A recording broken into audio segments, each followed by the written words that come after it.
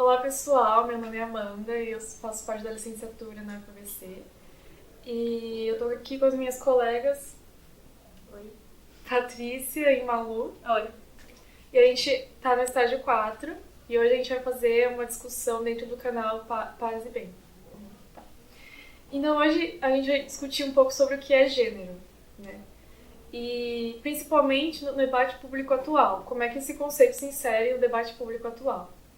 Para isso, a gente trouxe duas notícias recentes, né, de setembro de 2019. A escolha dessas notícias se deu principalmente pela repercussão que elas ganharam no Brasil e também porque as pessoas envolvidas nessa notícia estão em cargo de autoridade, né, e elas influenciam o debate público, enfim, midiático e tudo mais.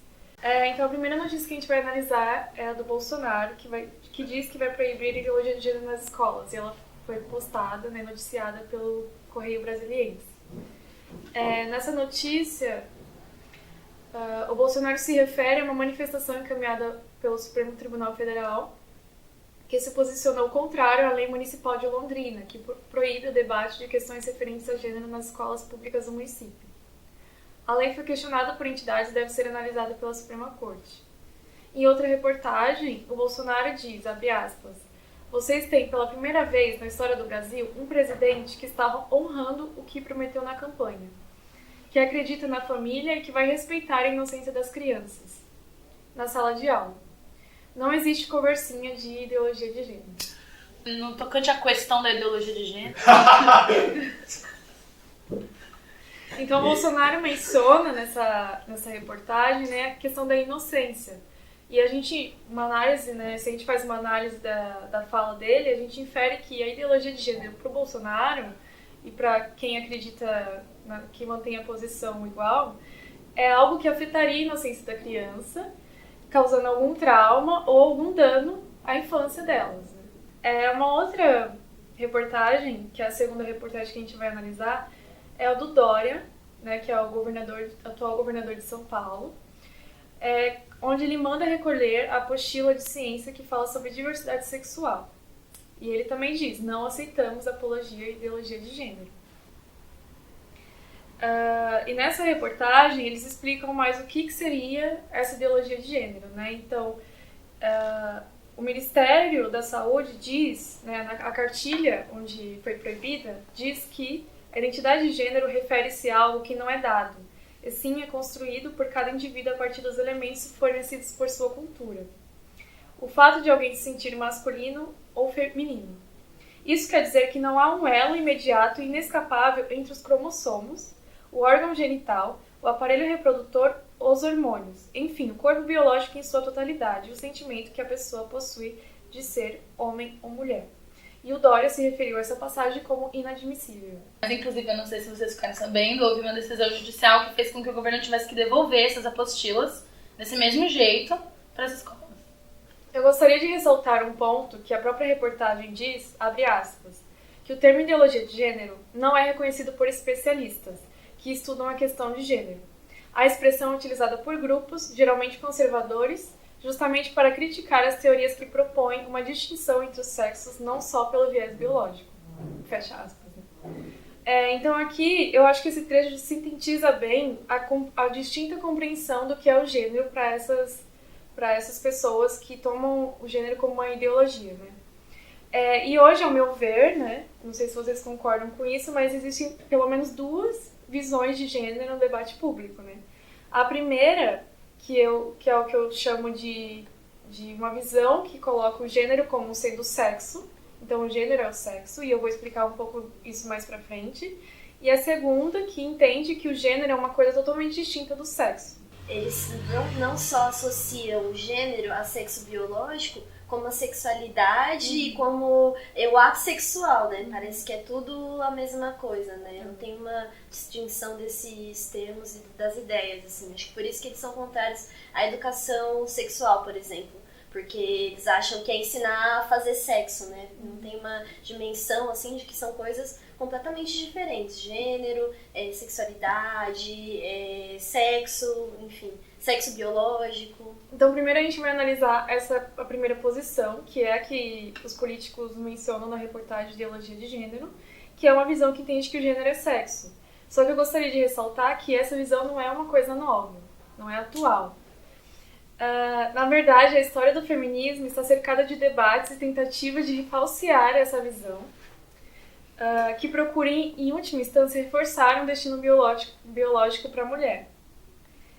Como se os papéis sociais que as mulheres desempenham na sociedade, então de mãe, de esposa, de cuidadora, fossem algo biológico, fossem algo natural. E dessa perspectiva, então, você não pode ir contra aquilo que é determinado pela natureza. Né? E isso também se aplica aos homens, é claro, só que inversamente. Então, cada indivíduo tem o seu papel ali, sendo homem e mulher, estabelecido pela natureza, pelo sexo, enfim.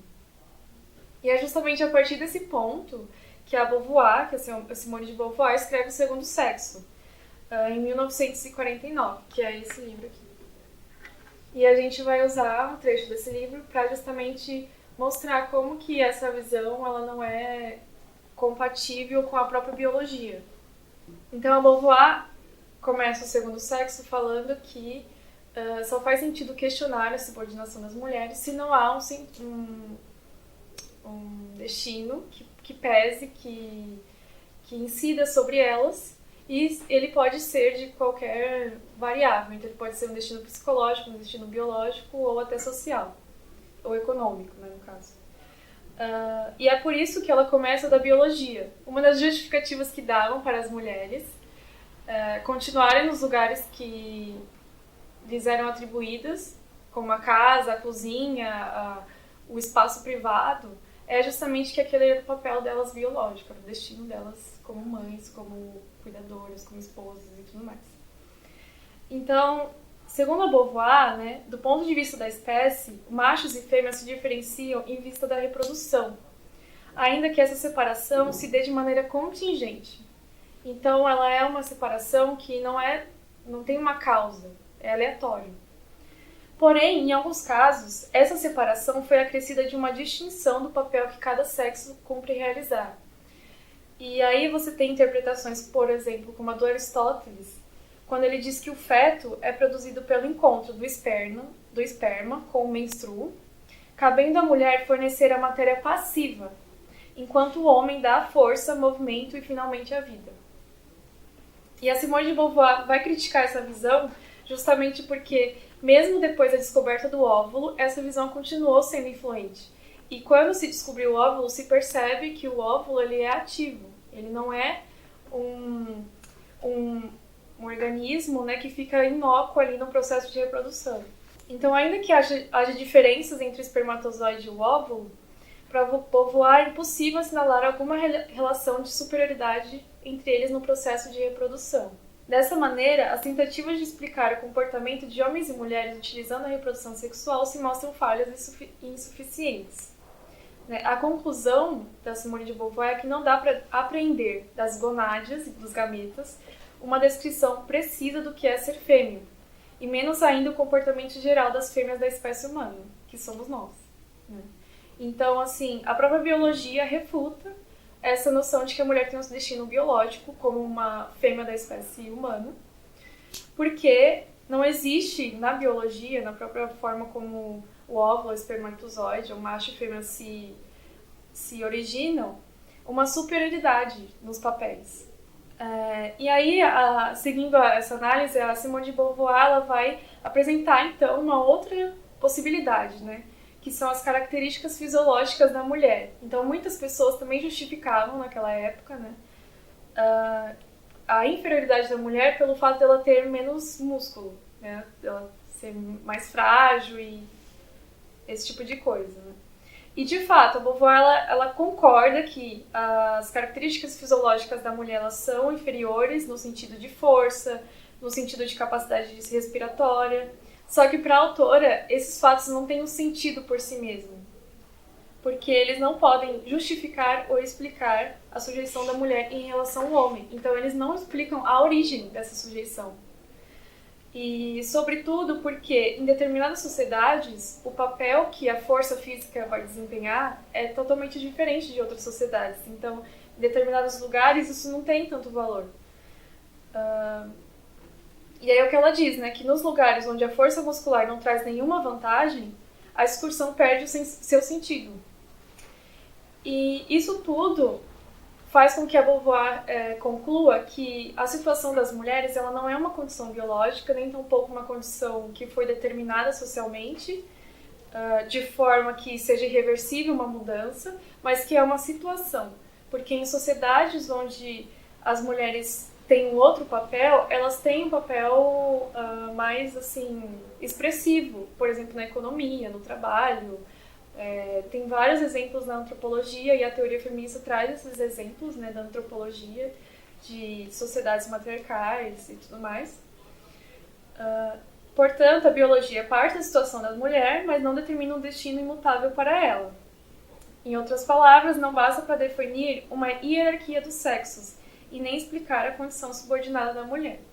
Mesmo nessa sociedade que ela está contando, tem uma coisa que acho que sempre aconteceu, que é um apagamento de um trabalho feminino que sempre existiu, assim, né? Que acho que você vai comentar, talvez mais pra frente, que a Angela Davis fala mais, assim, mas se pensar nas camponesas, enfim, das mulheres negras, em várias situações, assim, que é um trabalho pesado, cansativo, assim, e que exige força física e que ele é acobertado, assim, pela história. Então esse trabalho ele sempre aconteceu, então é um contexto bem específico, assim, né? Dela como uma mulher branca e da elite, né? Sim. Sim. Eu acho que no Caliban e as Bruxas isso fica bem Sim. expressivo, né? Porque fala, a própria Angela Davis fala sobre essa relação de que as mulheres negras elas não tiveram que sair de casa, porque elas sempre trabalhavam, elas sempre, inclusive tem estudos que mostram que as mulheres negras elas foram consideradas resistentes, como se fosse uma essência delas, né? Justamente porque elas aguentavam trabalhar 12 horas por dia com 60 anos, com 70 anos, e muitas vezes os homens morriam antes que uma questão também é que acho que a mulher negra, né, ela não tá dentro nem da categoria de homem nem de mulher, né? Ela não tá na categoria, às vezes, dentro, né, dessas ideias, né, de ser humano, né? Sim. É um apagamento de outro nível, assim, né? Porque é comparar essa mulher a um animal, assim, né? Tem um discurso bem famoso da Sojourner Truth, não sei como pronuncia, não sei se vocês conhecem, né? Que ela fala, eu não sou uma mulher, que ela fala exatamente sobre isso. Ninguém abriu a porta pra mim nunca, eu sempre trabalhei. Então as definições do que é ser mulher, né? Dado o contexto histórico e cultural. E mesmo dentro muito, né, que eu acho muito legal desse livro, que mesmo dentro do movimento negro, assim, né, até nisso, né, ela falando dos Panteras Negras e tal, ela é apagada, assim, né, enquanto mulher. Então, Exato. um desdobramento, ela assim, fez né? parte Tem várias teorias, né, que marxistas, inclusive, que incluem o trabalho da mulher dentro da mais-valia, porque é um trabalho que não é reconhecido. Então, a mais-valia ela tem que garantir, né, a reprodução, enfim, a produção do trabalhador, né, tem que garantir as condições de vida dele. Só que quem garante essas condições de vida só é a mulher, porque é ela que passa a roupa dele, ela que cozinha, ela que mantém a casa para quando ele chegar ele consiga usufruir ali e voltar para o trabalho. Então, de fato, essa é uma discussão muito relevante aqui e a gente está falando de um contexto totalmente específico da própria Simone de Beauvoir, como branca, né, como europeia e tudo mais. Mas, enfim, esse livro tem uma importância porque ele inaugurou na filosofia uma análise teórica mesmo, né, sobre o gênero, uma análise filosófica sobre o gênero e, enfim, a partir do segundo sexo, muitas outras obras vieram. E em 1975 você tem um ensaio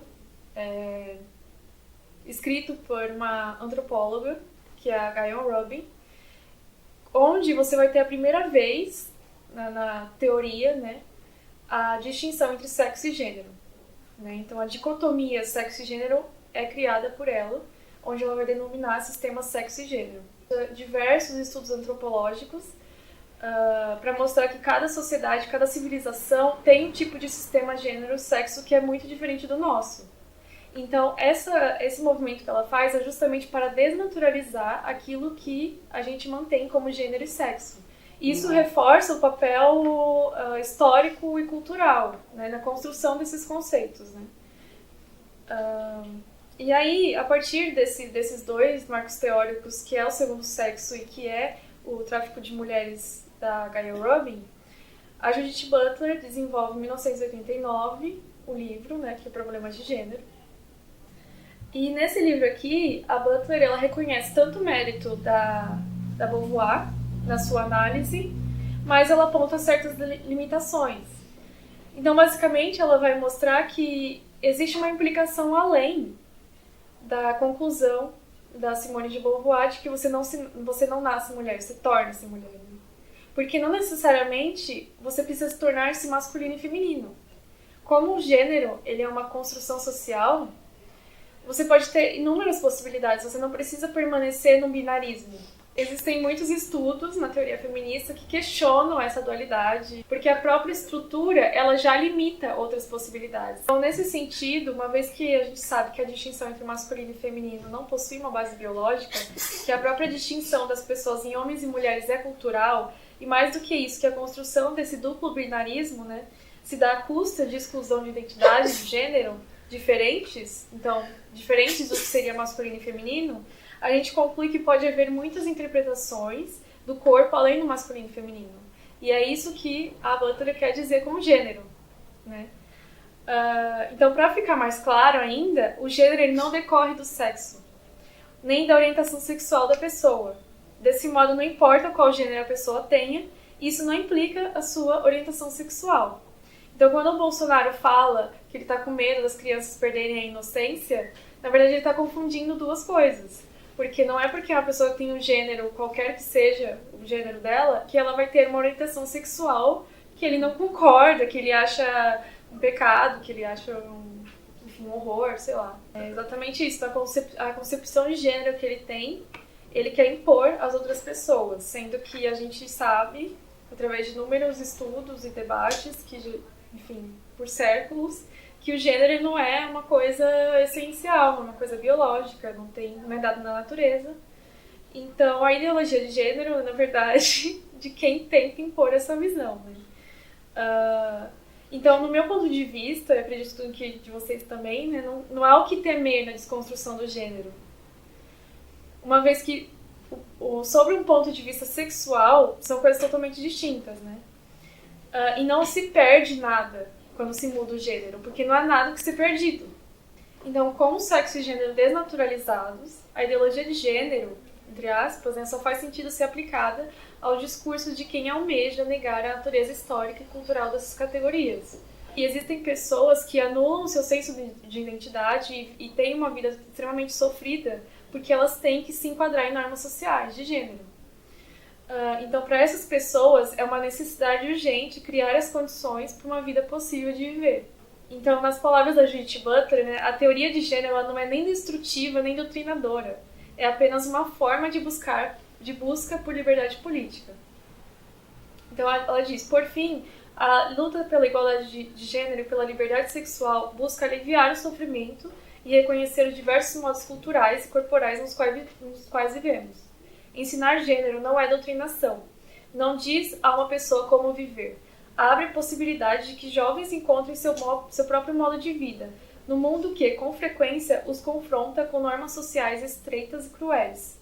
Afirmar a diversidade de gênero não é destruir, é afirmar a complexidade humana e criar espaço para as pessoas encontrarem o seu próprio caminho nessa complexidade.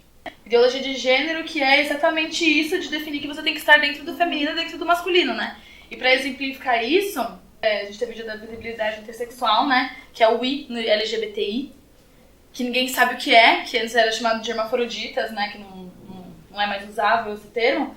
Quer dizer, se a criança nasce, no momento do nascimento, ela tem um pênis muito pequeno, que vai ser chamado de micropênis, ou de... Enfim, há várias terminações médicas pra isso. Ela é imediatamente submetida a tratamento hormonal.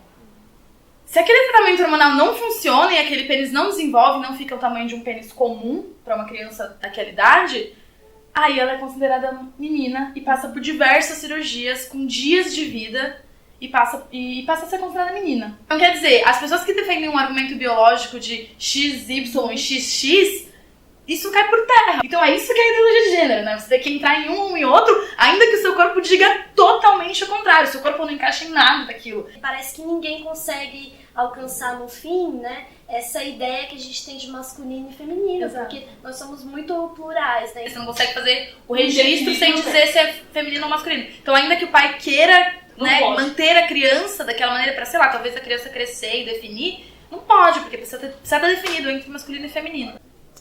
Bom, então analisando o real significado do gênero, que é baseado em estudos, né, e não essa concepção que confunde sexo e gênero e orientação sexual do Bolsonaro, a gente vê que não existe ideologia de gênero. O que existe são estudos sobre o gênero, feito por vários estudiosos que chegam na conclusão de que o gênero é uma construção.